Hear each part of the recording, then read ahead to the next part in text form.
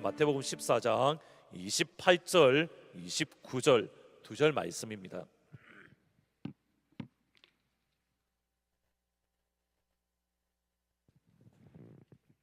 마태복음 14장 28절, 29절 신약성경 25페이지에 있습니다. 28절, 29절 두 절 말씀 같이 있습니다. 시작. 베드로가 대답하여 이르되 주여 만일 주님이시거든 오라 하시니 베드로가 배에서 내려 물 위로 가면서 아멘. 두 절 말씀입니다. RT 켄달이라는 목사님은 원래 미국 분이신데 영국 옥스퍼드에서 이렇게 청교도와 관련되어서 박사를 받으시고 그리고 영국의 대표적인 교회인 웨스트민스터 교회에서 담임 목사로 가사 목회를 감당하셨습니다.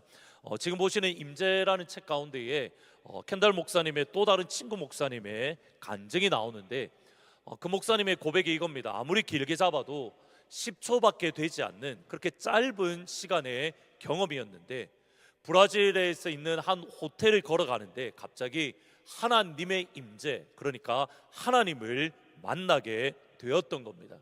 브라질에 있는 호텔을 걸어가는데 10초 동안, 길어봤자 10초인데 그 10초 동안 경험했던 하나님의 임재, 또 하나님의 그 기쁨은 무엇과도 바꿀 수 없는 영광스럽고 거룩한 기쁨이었다고 합니다. 하나님의 임재를 딱 경험하고 나니 목사님의 고백은 뭐냐면 이겁니다. 내가 무엇이든지 견딜 수 있다. 여기 무엇이라는 이 단어에 사실은 강조점이 있었습니다. 목사님에게 16살 된 한 딸이 있었는데 그 딸아이가 16살 때에 천국에, 그러니까 먼저 죽었던 겁니다. 근데 이 땅을 살아가는 16살 동안 걷지도 못하고 그가 말하지도 못했고 부모님은 그 딸아이의 16살 때까지 그 딸아이의 기저귀를 끊임없이 갈아주어야 되는, 그러니까 그 딸아이를 보면서 목사님이 마음이 힘들고 하나님 이 아이를 어떻게 합니까? 하나님 이 아이의 삶을 주님 어떻게 하시겠습니까? 다른 아이들을 건강하게 자라나는 모습을 보면서 반면에 내가 태어난 아이는 걷지도 못하고 말하지도 못하고 평생의 기저귀를 갈아주어야 되는 그 무너질 수 있는 그 상황에 하나님의 임재, 하나님을 만났고 그때 했던 고백이 이겁니다. 나는 모든 것을 견딜 수 있어. 모든 것을. 여러분, 이것이 하나님의 영광입니다. 우리가 하나님의 영광을 경험하면 됩니다. 예수님이 우리 삶의 정답이기 때문입니다. 한국의 CCC라는 선교 단체가 있습니다. 아마 한국에서 대학교 졸업하신 분들은 아마 한번 만나보셨던 경험이 있을 건데 그 선교 단체를 이끌어갔던 김중곤 목사님이 백문일답, 100가지 질문에 한 가지 대답이라는 설교에서 이렇게 100가지 질문을 청년들 앞에서 질문을 했습니다. 질문을 하면 청년들이 대답을 했는데 저도 똑같은 질문 몇 개를 뽑아서 질문 드려보겠습니다. 여러분 한번 대답을 해보시면 좋겠습니다. 우리 삶의 주인은 누구입니까? 예수 그리스도. 우리가 여기에 왜 있습니까? 여러분의 인생의 목표는 무엇입니까? 예수 그리스도. 절망에서 소망으로 옮길 수 있는 방법은 무엇입니까? 예수 그리스도. 병든 자에게 전해 주어야 할 메시지는 무엇입니까? 예수 그리스도. 행복한 가정이 되는 비결은 어디에 있습니까? 예수 그리스도. 좋은 아빠, 좋은 엄마. 일부 때는 여기 하나 더 붙였습니다. 좋은 할배, 좋은 할매가 되는 비결은 어디에 있습니까? 예수 그리스도. 좋은 자녀가 되는 비결은 어디에 있습니까? 예수 그리스도. 모든 100가지 질문을 하는데 대학생들이 함께 모여서 그때 그 당시 아마 데모 세대였던 것 같습니다. 우리 삶의 주인이 누구이십니까? 그러면 딱 데모하는 손으로 해서 예수 그리스도. 행복한 삶의 비결은 무엇입니까? 예수 그리스도. 좋은 아빠, 좋은 엄마가 되는 비결은 어디에 있습니까? 예수 그리스도. 100가지 질문을 던지면 똑같은 한 가지 대답, 예수 그리스도. 여러분, 이 백문일답이라는 이 표현, 이것이 우리에게 가지는 중요한 의미가 있습니다. 우리가 어느 순간에 조금 오해하는 게 뭐냐면 우리가 죽어서 천국 가는 그 순간, 우리가 죽었을 때에 예수님 앞에 설 때에 예수님, 내가 예수를 믿었습니다, 천국 가는 티켓으로만 우리가 생각을 하는데 아닙니다. 맞습니다. 예수님 앞에 섰을 때에 내가 예수를 믿었습니다, 그 믿는 이들은 모두 다 천국에 들어가게 될 줄 믿습니다. 우리의 죽음의 그 순간에 주님은 우리의 예수 믿는 그 믿음을 보시고 우리를 천국으로, 주께서 예배하신 저 하늘집으로 우리를 인도해 주실 줄 믿습니다. 죽는 순간에 필요한 분, 예수 그리스도. 우리가 이 땅을 살아가는 모든 순간순간마다, 우리가 숨을 쉬며 살아가는 시간마다 똑같이 천국에 들어갈 때 필요한 예수가, 우리가 숨을 쉬는 모든 순간마다 예수가 필요합니다. 절망 가운데 소망을 가질 수 있는 이유, 예수입니다. 행복한 가정의 비밀은 예수입니다.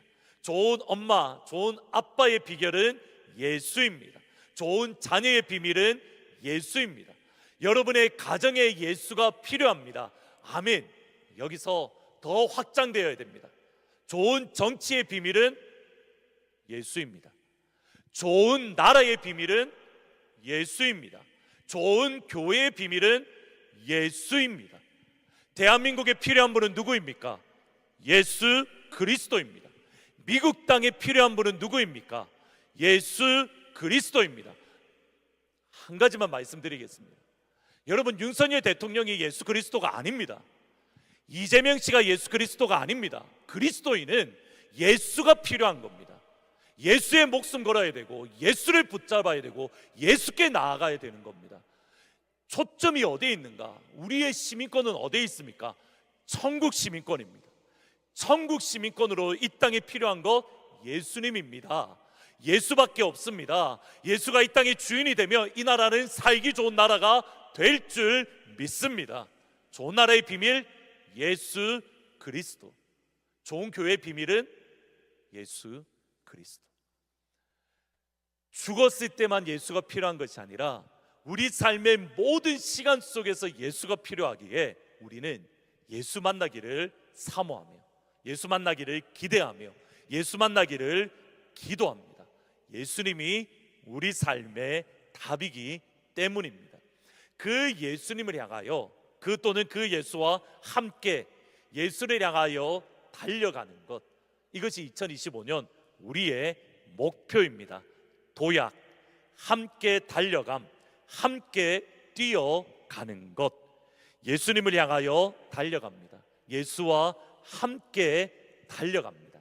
바로 여기에 우리가 예수님을 향하여 달려갈 때에, 또는 예수님과 함께 달려갈 때에 우리 안에 생기는 믿음의 갈등이 있습니다. 그 갈등이 뭐냐면 예수님을 만날 수 있는 시간, 예수님을 만날 수 있는 방법에 대한 갈등입니다. 우리가 예수님을 만나는 시간은 우리의 시간이 아니라 예수님을 만나는 것은 예수님의 시간입니다. 우리가 예수님을 만나는 방법은 우리의 방법이 아니라 예수님의 방법으로 예수님을 만나게 될 수 있는 겁니다. 존귀와 거룩과 영광의 예수님을 만나는 것은 하나님의 방법대로 우리에게 임합니다. 하나님의 시간 안에 우리에게 임합니다. 하나님의 시간과 우리의 시간은 다릅니다. 하나님의 방법과 우리의 방법은 다릅니다. 그러기에 우리가 기대하지 않았던 시간에 기대하지 않은 방법으로 예수님을 만날 수 있고 예수님을 경험할 수 있습니다. 우리가 예수님을 향해 달려갈 때에 이 사실, 내가 생각했던 시간이 아니라 예수님의 시간에 예수님의 방법으로 예수님을 만날 수 있다는 것, 이것을 인정하고 받아들이는 것이 저와 여러분에게 필요한 첫 번째 하나님의 마음입니다. 첫 번째로, 주님 만날 그것도 나는 알 수 없습니다. 예수를 만날 시간도 알 수 없고 예수를 만날 것도 나는 알 수 없습니다. 오늘 읽으셨던 본문의 말씀의 배경을 보시면 예수님께서 떡 5개와 물고기 2마리로 남자만 5,000명이 배불리 먹고 남았던 천국의 잔치를 이 땅 가운데에 베풀어 주셨습니다. 떡 5개와 물고기 2마리, 떡 5개와 물고기 2마리로 5천 명을 먹이셨기에 그 뜻에서 오병이어의 기적이라고 부릅니다. 여러분, 오병이어의 기적이 얼마나 영광스럽고 또 복음을 설명함에 있어서 중요한 내용이었던지 마태복음, 마가복음, 누가복음, 요한복음 4복음서에 모두 나오는 내용 중에 하나가 오병이어의 기적입니다. 여러분, 연말쯤 되면 복음서를 읽을 건데 우리가 생각하기에는 예수님에 대한 똑같은 내용이 많이 나올 거다라고 생각하지만 마태복음, 마가복음, 누가복음, 요한복음 4복음서에 공통적으로 나오는 내용이 그렇게 많지 않습니다. 여러분, 정말 어떻게 보면 충격적이다 할 만큼 4복음서에 똑같이 나오는 내용이 매우 작습니다. 그 정도로 오병이어의 기적은 복음을 세우는데, 복음을 설명하는 데에 중요한 사건이라는 겁니다. 떡 5개와 물고기 2마리로 5천 명이 먹었던 기적을 경험했던 유다 백성들은 그 다음의 모습이 뭐냐면 예수님을 왕으로 세우기를 원했고 또 실제로 예수님을 왕으로 세우려고 했습니다. 근데 이 본문의 말씀이 요한복음의 6장에 보면 나오는데 그 흐름을 보면 이렇습니다. 오병이어의 기적을 예수님이 행했습니다. 그것을 바라보았던 사람들이 뭐라고 믿었냐면, 예수님은 하나님이 약속하신 그 선지자야, 예수님은 하나님이 약속하신 그 예언자야. 여기에 대한 믿음과 확신이 생겼습니다. 그리고 그들이 했던 행동이 뭐냐면 그 다음 모습이 이겁니다.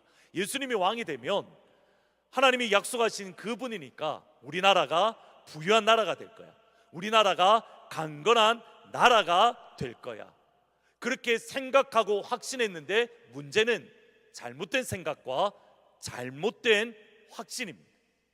예수님이 왕이 되면 우리가 먹고 사는 문제, 오병이어의 기적을 날마다 일으켜 주실 거니까 먹고 사는 문제가 해결이 될 거야, 이제 우리가 부유하게 될 수 있을 거야, 예수님을 왕으로 세워야지. 또 똑같이 잘못된 생각과 잘못된 확신입니다. 그 잘못된 생각과 잘못된 확신이 시간이 지나면서 더욱더 분명해졌고, 따라서 그들의 모습이 뭐냐면 예수님을 억지로, 예수님을 강제로 왕으로 세우려고 했습니다. 예수님이 왕이 되면 유다가 부유하게 되고, 예수님이 왕이 되면 우리가 먹고 사는 문제가 해결이 될 거니까 우리가 예수님을 억지로 왕으로 세우자, 예수님을 억지로 강제로 왕으로 세우자. 여러분, 이것을 조금 다르게 표현하면 이렇게 말할 수 있습니다. 그 당시 유다 사람들이 예수님을 만나고 싶어 했던 시간은 이때입니다.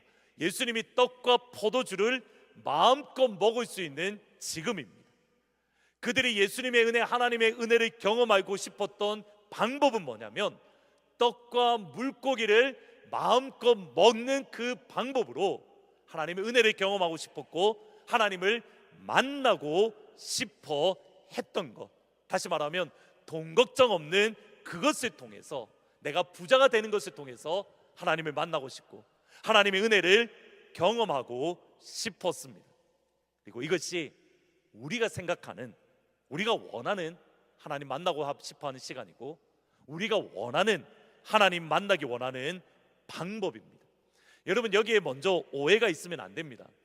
하나님은 우리에게 물질의 축복, 건강의 축복, 성공의 축복을 통해서 저와 여러분은 예수님의 은혜를 경험할 수 있습니다.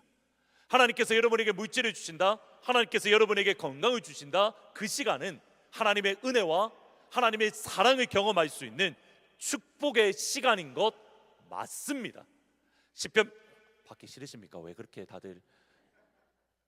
하나님께서 은혜를 주시는, 은혜를 경험할 수 있는 방법 중에 하나는 여러분에게 물질을 주는 시간입니다. 아멘. 받기 싫으시면 저 주십시오. 다 주십시오. 저 쓸 때 많습니다. 선교도 할 때도 많고 어려운 목사님들 많습니다. 받기 싫으면 저 주시면 됩니다. 다음 주에 제가 보도록 하겠습니다. 시편 144편을 보면 이렇게 말을 합니다. 같이 한번 읽습니다. 시작. 이와 같은 백성은 복을 받을 백성이다. 15절 마지막 결론인데 뭐라고 이야기하냐면 복받은 백성이라는 겁니다. 누가요? 이스라엘 백성들이요. 너희들은 복받은 백성이야. 하나님을 예배하는 사람, 하나님을 찬양하는 사람은 복받은 사람이야. 그러면 하나님을 예배하는 사람이 받는 복이 무엇인가에 대해서 12절부터 나옵니다. 첫 번째로 12절 말씀 같이 있습니다. 시작. 우리의 아들들은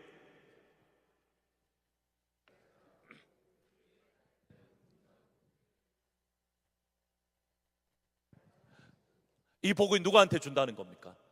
하나님을 믿는 주의 백성들에게 준다는 말입니다. 하나님의 믿는 백성들이 주시는 첫 번째 복은 무슨 복입니까? 우리의 아들들이 나무처럼 튼튼하게 잘 자라는 복을 우리에게 주십니다. 하나님이 믿는 주의 백성들에게 주시는 복은 뭐냐면 우리의 딸들이 궁궐에 아름답게 장식한 장식처럼 하나님께서 아름답게 빚어가시는 복을 우리의 딸들에게 주신다라는 겁니다. 하나님이 믿는 주의 백성들의 아들들에게 나무처럼 잘 되는 축복이 우리의 모든 자 백성들에게 임하기를 주의 이름으로 축원합니다. 여러분의 딸들이 아름다운 궁궐의 아름다운 보석처럼 아름답게 빚어가는 역사가 여러분의 딸들에게 있기를 주의 이름으로 축원합니다. 목사님, 나는 아들인데요. 여러분도 40대, 50대, 60대, 70대 하나님의 아들입니다. 누군가의 아들이잖아요. 여러분들도 나무처럼 튼튼하게 지금도 자라날 수 있습니다. 아멘. 저는 여기에 아멘입니다. 왜냐하면 키가 더 컸으면 좋기 때문에. 아들들이기 때문에 하나님이 우리를 아름답게 자라게 하십니다. 나는 하나님의 딸입니다. 30대, 40대, 50대, 60대, 70대 여전히 궁궐의 아름다운 보석처럼 하나님께서 여러분의 아름답게 빚어가는 은혜가 2025년 임할 줄 믿습니다. 여러분의 아들에게 이 복이 임하고 여러분의 딸들에게 이 복이 임하고 여러분에게도 임하기를 주의 이름으로 축원합니다. 첫 번째 복은 무엇입니까? 자녀의 축복입니다. 그럼 두 번째 복은 무엇입니까? 13절, 14절입니다. 같이 있습니다. 시작. 우리의 곳간에는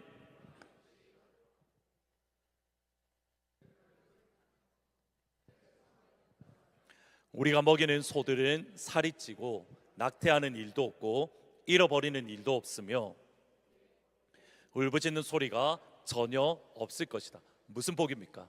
물질의 축복입니다.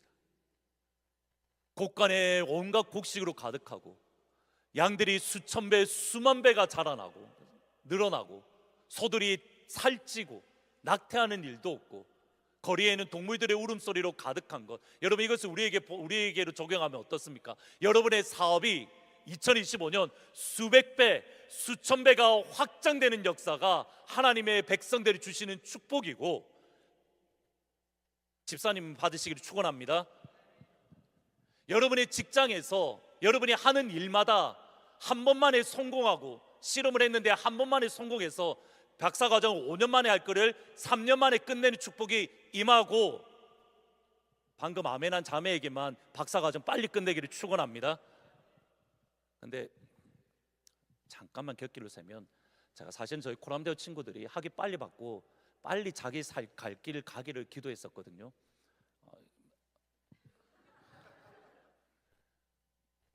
여기는 머물러 있을 곳이 아닙니다. 그렇기 때문에 잠깐 스쳐 지나가는 곳이기 때문에 저는 이 친구들이 기왕이면 한 년에 1년이라도 줄여서 빨리 학위 받고 빨리 가기를 원하는 마음입니다. 그런데 최근에 책을 읽고 마음을 바꿨습니다.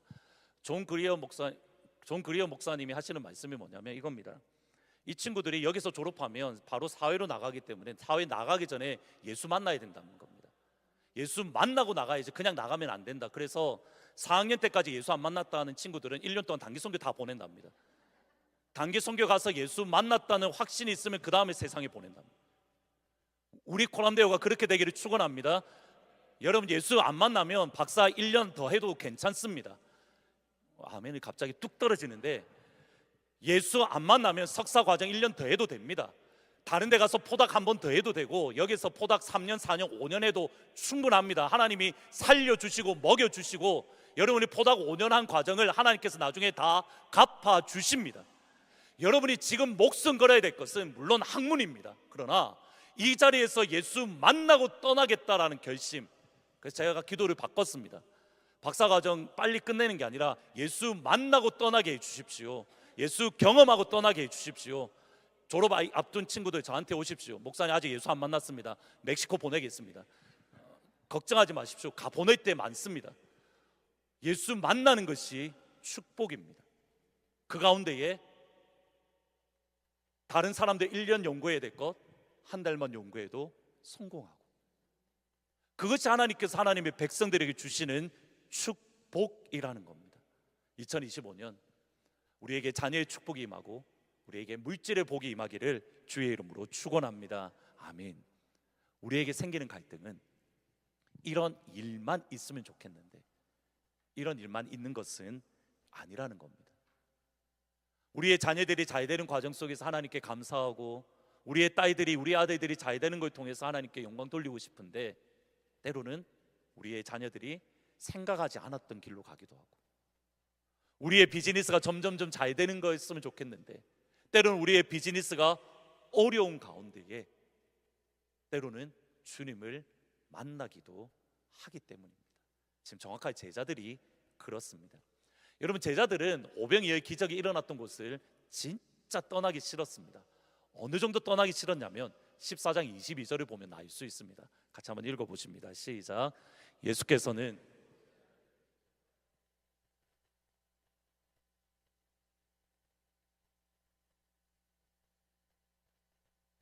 여기 보시면 예수님께서 제자들을 재촉해서 배에 태웠다라고 이야기를 합니다. 여기 재촉하다라는 말이 헬라어로 보면 아난카오라는 말인데 무슨 말이냐면 force하다는 말입니다.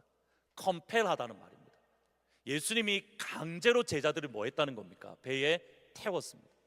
예수님이 force, 이렇게 헬라어 정확하게 번역이 이겁니다. force라는 말입니다. 강제로, 억지로 가기 싫은 거 질질 끌어가서 배에 예수님이 태워서 보냈다는 말입니다. 여러분이 생각하는 예수님과 좀 다르지 않습니까? 여러분, 예수님이 어떻게 하실까요? 좀 가줄래? 배 타고 저 반대편에 가줄래? 따스한 예수님, 온화한 예수님. 예수님이 종종 그러는 게 아닙니다. 그런데 이번에 제자들이 예수님이 가기 싫은 것을 질질 끌어서라도 배에 태워서 보낼 만큼 제자들의 마음이 어떻다는 겁니까? 주님, 나 가기 싫습니다.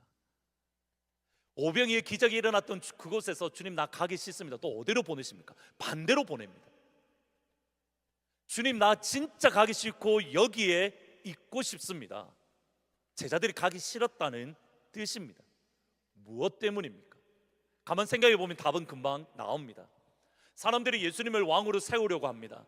그러면 누구의 인기도 높아집니까? 내 인기도 높아집니다.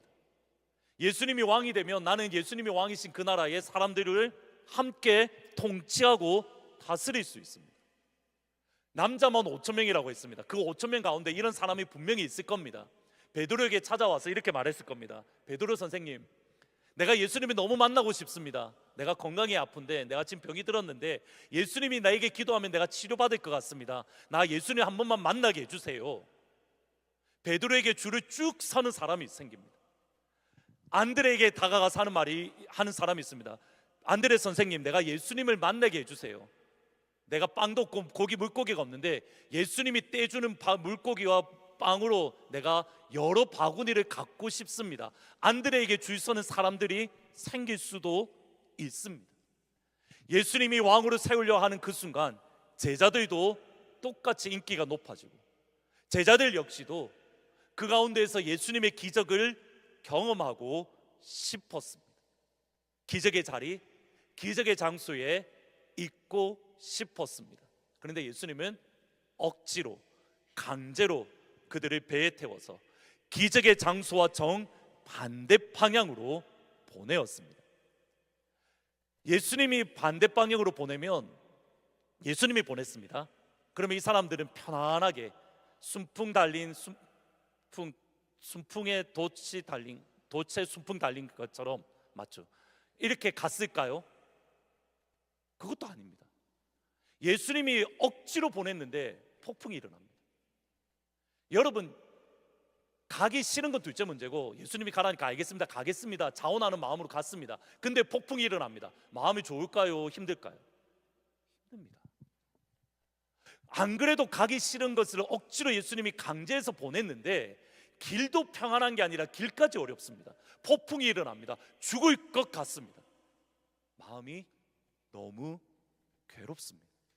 그리고 그때에 예수님을 만났습니다. 14장 25절 26절 말씀 같이 있습니다. 시작. 이른 새벽에 제자들이 예수께서 바다 위로 걸어오시는 것을 보고 겁에 질려서 유령이다 하며 두려워하는 소리를 질렀다. 제자들은 예수님을 폭풍 가운데 만날 것을 기대하지 않았습니다. 근데 예수님은 그 폭풍 가운데에 제자들에게 찾아오셨습니다. 여러분, 여기서 다시 한번 말씀을 기억해야 됩니다. 우리가 원하지 않는 시간에 원하지 않는 방법으로 예수님을 만날 수 있습니다. 여러분, 제자들의 생각을 다시 한번 생각해 보셔야 됩니다. 예수님이 강제로 보내고 예수님 혼자 산에 남았습니다.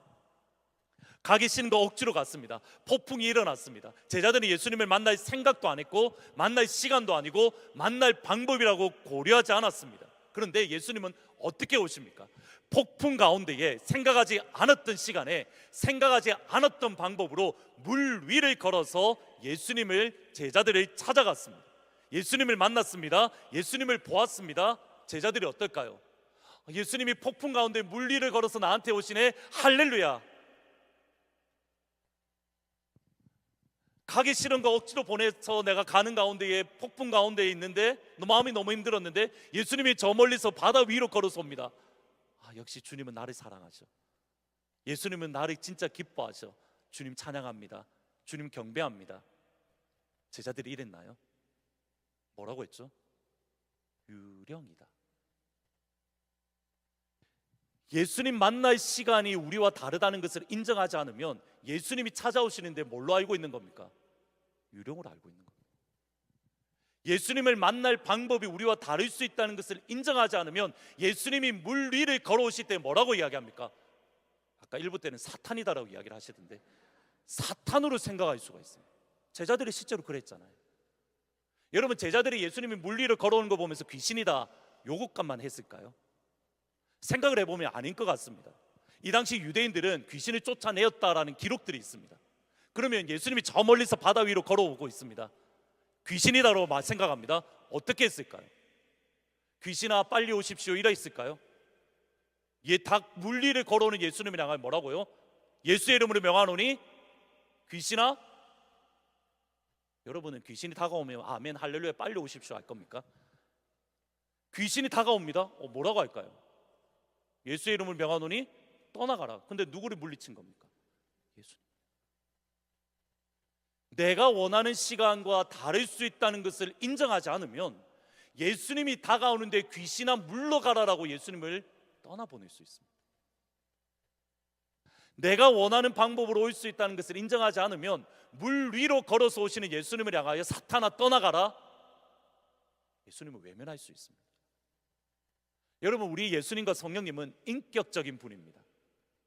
예수님이 여러분들에게 다가갈 때 나 예수님 싫어요 마음문 닫으면 예수님은 그 적시에서 어떻게 할까요? 그래도 억지로 꾸역꾸역 열어서 그 안에 들어가실까요?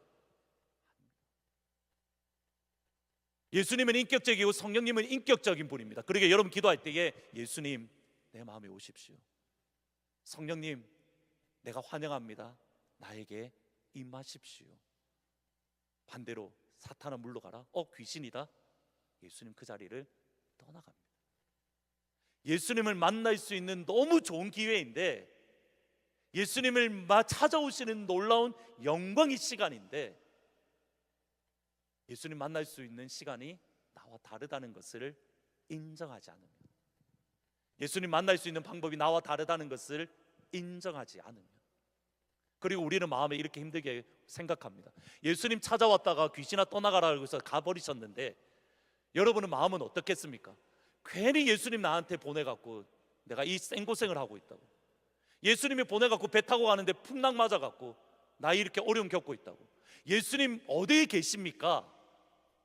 예수님 도대체 내가 풍랑 가운데 있을 때 어디 계십니까? 예수님은 오셨는데, 예수님은 물 위를 걸어서 오셨는데 우리는 천국 가서 예수님한테 이래 말합니다. 그때 어디 계셨습니까? 그때 왜 나만 내버려 두셨습니까? 그때 왜 나만 힘들게 만드셨습니까? 아니, 나 그때 갔는데 네가 떠나라고 했잖아. 우리의 마음이 무너질 수 있습니다. 그러기에 우리가 예수님과 함께 예수님이 향해서 달려가기 위해서 저와 여러분이 해야 될 첫 번째 일은 뭐냐면 배에서 내려야 됩니다. 배에서 내려야 물 위를 걸어갑니다. 두 번째 포인트 같이 한번 읽어보십니다. 시작. 자, 원래 이 제목을 어떻게 했냐면 배에서 내려야 물 위를 걷습니다 였습니다. 근데 이거를 부정문으로 바꿨습니다. 이게 더 마음에 와닿기 때문에요. 다시 한번 읽어보십니다. 시작.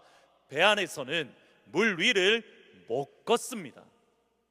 모든 사람들이 귀신이다라고 예수님을 두려워하는 그때에 나니 두려워하지 말라는 주님의 그 음성을 듣고 예수님, 그러면 나도 예수님처럼 물 위를 걷고 싶습니다 고백을 합니다.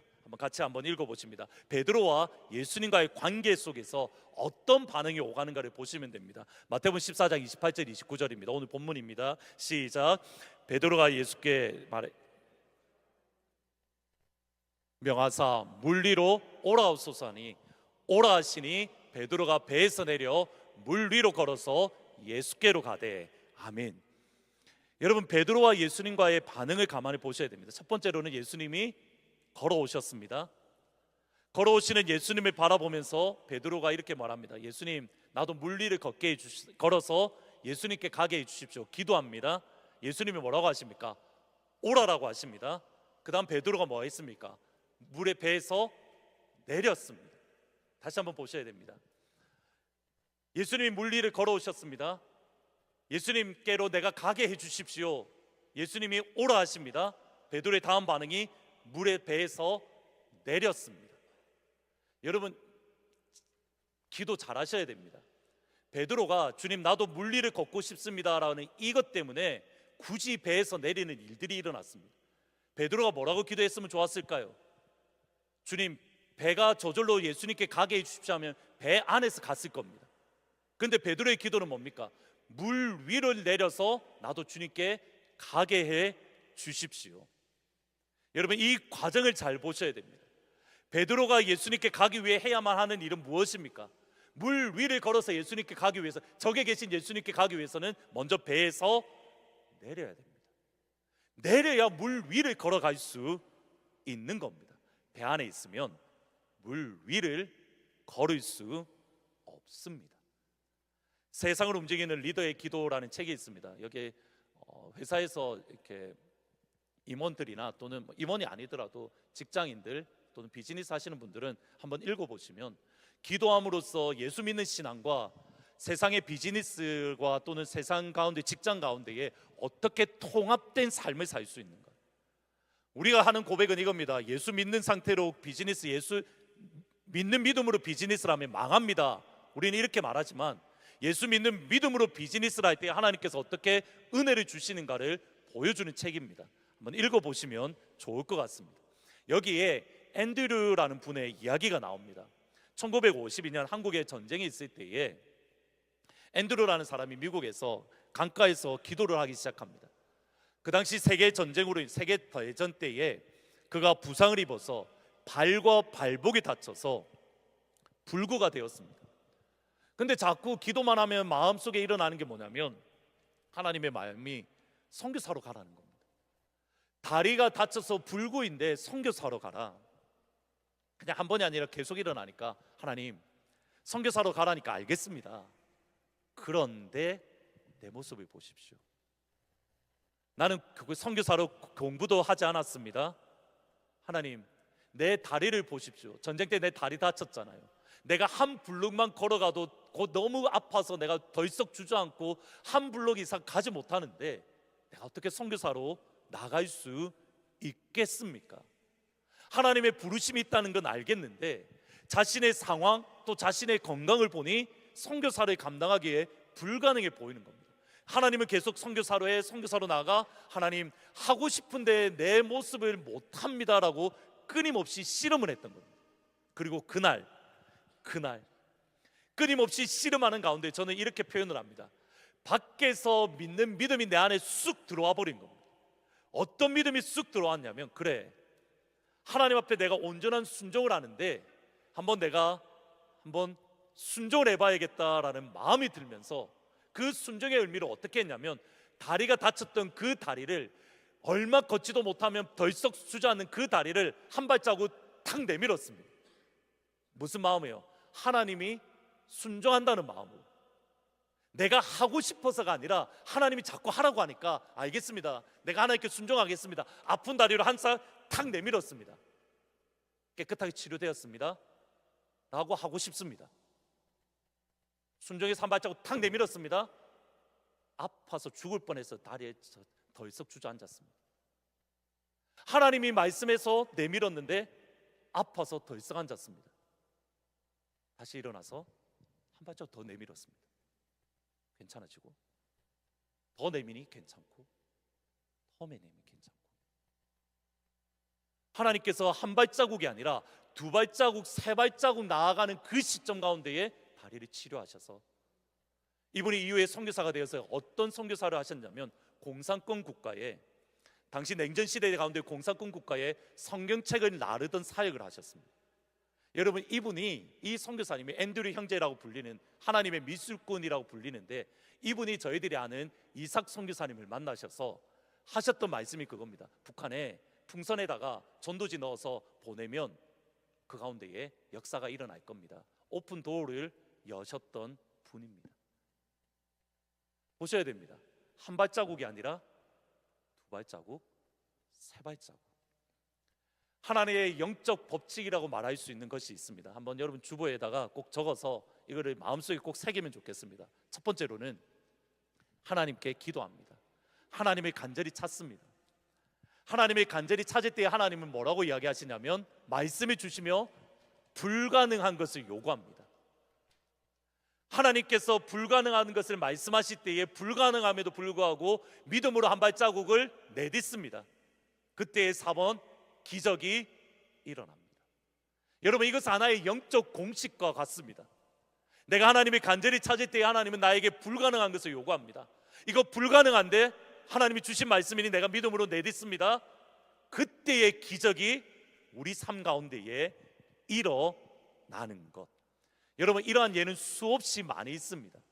지금 하늘문 시간에 우리가 여호수아의 말씀으로 말씀이 증가하는데, 이스라엘 백성들이 여리고 요단강을 건너서 가나안 땅으로 들어갈 때에 정확하게 같은 일이 일어났습니다. 지금 방금 이 법칙을 기억하면서 여호수아 3장 15절 16절 말씀 어떤가를 한번 보시면 생각하면 읽으면 좋겠습니다. 같이 있습니다. 시작. 그 궤를 맨 사람들이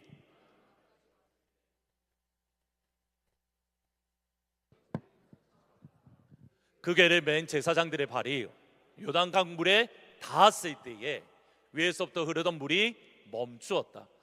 요단강 물이 언제 갈라졌습니까? 가만히 있는데 요단강 물이 저절로 스르르르 갈라졌습니까? 제사장이 발을 내디딜 때 갈라졌습니까? 내디딜 때. 하나님이 요단강 물을 건너라고 하십니다. 불가능한 일이죠. 근데 그 말씀에 따라서 한 발자국 내디드니 그때부터 요단강 물이 갈라집니다. 여러분, 우리는 거꾸로 하지 않습니까? 하나님, 요단강 물 저 있습니다. 갈라놓으십시오. 갈라놓으십시오. 나 다가갑니다. 나 가까워집니다. 갈라놓으십시오. 갈라놓으면 갈게요. 안 갈라놓으셨네. 이 길이 아닌가 봐. 딴 길로 가고. 하나님의 방법과 우리의 방법은 다릅니다. 하나님이 여러분에게 주시는 말씀은 이겁니다. 요단강에 발을 내디디면 갈라버리십니다. 요단강을 가르니 내가 건너가겠다. 예, 그런 경우도 있습니다. 그러나 많은 경우에 있어서 발을 내디디면 요단강이 갈라집니다. 홍해 역시 마찬가지입니다. 모세가 가만히 있을 때에 홍해가 저절로 갈라진 게 아닙니다. 여러분, 그 본문에 보시면 모세가 홍해를 향하여 지팡이를 내미니 그때 어떤 일이 일어났습니까? 여기서 퀴즈입니다. 동풍이 불었을까요? 서풍이 불었을까요? 남풍이 불었을까요? 북풍이 불었을까요? 저는 항상 정답을 첫 번째 말씀해 드립니다. 모세가 지팡이를 딱 내미니까 무슨 바람이 부르냐면 서풍일까요? 동풍일까요? 동풍이 불었습니다. 여러분 이거 나중에 지도 펴놓고 보십시오. 이스라엘 백성들이 여기 있습니다. 홍해가 여기 있습니다. 모세가 팔을 내밀었습니다. 동풍이 불었습니다. 동풍이 어디서 부는 바람일까요? 여기서 일로 부는 바람입니다. 모세가 팔을 내밀었을 때 홍해 반대편에서 바람이 불기 시작했습니다. 그래서 바람이, 그러면 홍해가 어디서부터 갈라졌을까요?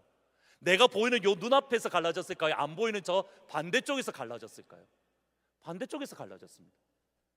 근데 낮에 갈라졌을까요? 밤에 갈라졌을까요? 밤에 갈라졌습니다. 모세가 팔을 내미는 동안 하나님은 저 뒤에서 동풍으로 바다를 가리고 있는데 나는 보일까요? 안 보일까요? 안 보입니다. 근데 내가 팔을 내민 순간 하나님은 동풍을 반대쪽에서부터 가르셔서 아침이 정확하게 이렇게 말합니다. 새벽이 되니 홍해가 갈라진 것을 보고 그 길을 걸어갔습니다. 홍해를 갈라놓고 가신 게 아니라 팔을 내미니 홍해가 갈라졌던 겁니다. 배에서 내려야 바다 위를 걸을 수 있습니다. 주중에 서문자 권사님 아마 1분 중보기도 카톡방을 통해서 이렇게 아마 들으셨을 건데, 서문자 권사님이 입원을 하셨습니다. 그래서 신장이 처음에 신장이 작동을 잘 안 한다는 말씀을 들었는데, 지금 맨체스터 병원에 계시니까 그 다음 날 신동아 장로님이 일을 하시니까 신동아 장로님과 함께 병원에 신방을 갔는데, 그 전날 입원을 했는데 아직까지 ER에 계신 겁니다. 이렇게 ER에 계신데 이렇게 뭐 말씀을 듣다가 권사님 말씀을 가만 듣다 보니까 신장 문제도 있지만 병원에 입원하셨던 이유가 뭐냐면 허리 디스크 때문에 이렇게 너무 통증이 너무 심하시더라고요. 통증이 너무 심해서 이렇게 침대에 누워 있지도 못하고 앉아 있지도 못하고, 어디 가려고 하면 홍사원 집사님과 태원 형제가 이렇게 부축해야 겨우 한 발자국 걸어갈 만큼 허리 통증이 너무 심해서 권사님 병원 가시기 전에 유언장까지 쓰셨습니다. 그 정도로 통증이 너무 심해서 내가 이렇게 천국 가는구나 그렇게 생각하실 정도로 그렇게 병원에 입원을 하셨습니다. 권사님을 뵙고 이렇게 저렇게 이야기 말씀을 나누는 병원에 침대에 누워 계셨는데, 마지막에 이제 신방을 하고 기도하는 가운데에 예수님이 권사님이 디스크를 정확하게 이렇게 표현해서 예수님이 권사님 디스크를 치료해 주십니다. 그러면서 계속적으로 몇 가지 더 기도하고 눈을 떴습니다. 근데 권사님 하는 말이 뭐냐면, 눈을 딱 떴는데 갑자기 권사님 뭐라고 하시냐면, 목사님 다리가 움직여요. 그 말씀을 하시는 겁니다. 그 말을 가만히 듣고 갑자기 어떤 생각이 들었냐면, 권사님한테 이 말을 했습니다. 권사님 지금 누워 계신데 한번 일어나 보세요. 앉아 보세요. 누워 계시다가 80세 훨씬 넘으셨는데 이렇게 병원 침대니까 이게 대가 있잖아요. 그 대를 두 개를 부여잡고 억지로 한번 일어나시는 겁니다. 힘겹게 이렇게 처음에 윽 하시면서 일어나는데 일어나 앉았습니다. 근데 막 우시는 겁니다. 그것도 안 됐거든요. 이거 잡고 혼자 못 일어나셨거든요. 또 누우셨습니다. 권사님 한 번 더 해보셔요. 또 잡고 조금 더 편하게 일어나십니다. 한 두세 번 하다가 아예 이거 손 떼고 정확하게 윗몸 이렇게 하시는 거예요. 그냥 아무것도 안 붙잡고 막 윗몸 일으키기를 막 하시는 겁니다. 그리고 그 다음날 금요일 날 저한테 보냈던 텍스트 내용이 이겁니다. 오늘 복도에 걸었고요, 허리도 유해져서 결과도 다 좋아졌다고 합니다. 하나님이 저를 살리셨습니다. 목사님 저 안내 서야 돼요. 오늘 계단도 걷고 복도도 2번 걷고 운동도 아마 이렇게 피지컬 테라피인 것 같은데 운동도 잘했습니다. 있다고 해요. 이 모든 치유 예수님이 하셨습니다. 그리고 어제 설교 하다가 중간에 오후에 권사님이 또 뵈러 갔습니다. 그리고 기도를 또 했는데 그런 말씀도 쭉 하시면서 또 마지막에 한 번 더 기도할 때에 권사님 그 다음 하시는 말씀이, 목사님 기도할 때에 이게 배 밑에서부터 허리 밑으로 전기가 찌릿찌릿 통해요. 그리고 누가 등을 이렇게 마사지를 해주는 것 같아요. 그리고 가슴이 너무 답답했는데 가슴이 뻥 뚫리는 것 같아요. 우리 예수님이 서문자 권사님 디스크 이미 치료하셨습니다. 그 예수님께서 권사님의 신장을 치료해 주십니다. 아멘.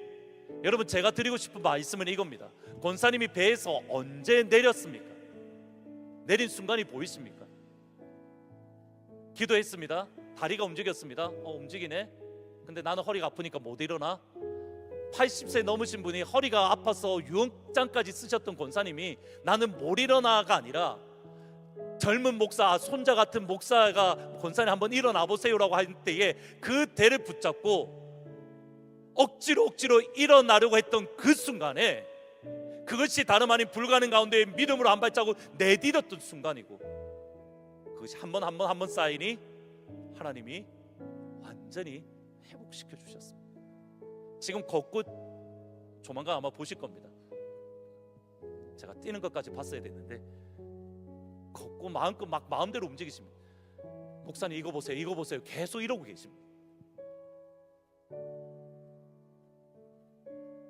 지난 9일 동안 저희 치유 사역이 있었는데, 훈련이 있었는데, 여러분 보셔야 됩니다. 제가 권사님한테 갔을 때에 그냥 가만히 앉아 있었다면 또 아무런 일이 일어나지 않습니다.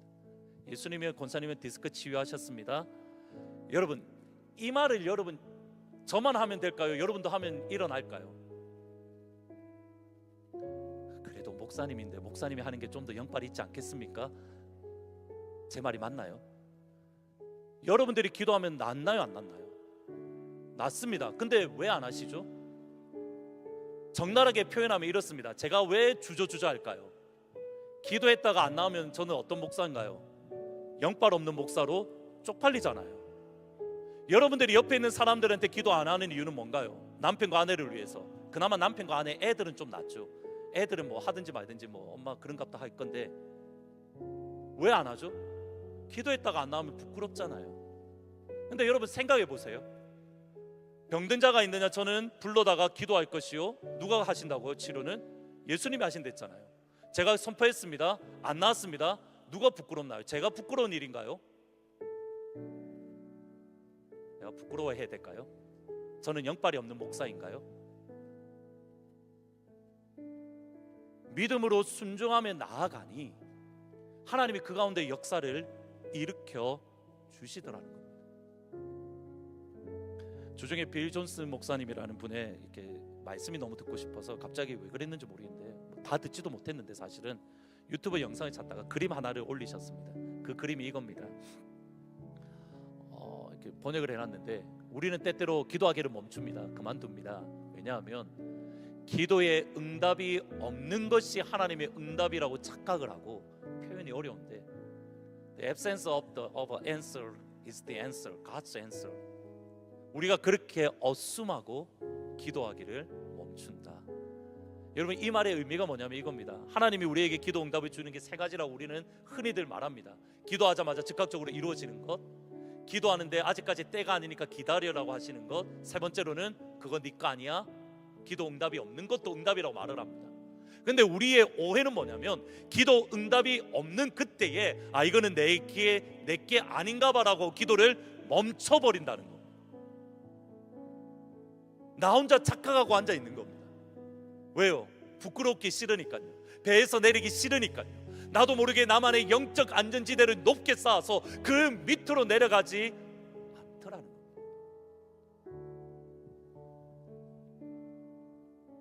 제가 지금 원고를 원래 써놨는데 제가 이 표현을 어디 써놨는지 제가 안 보여서 마지막으로 이 말씀 드리고 마무리하려고 합니다.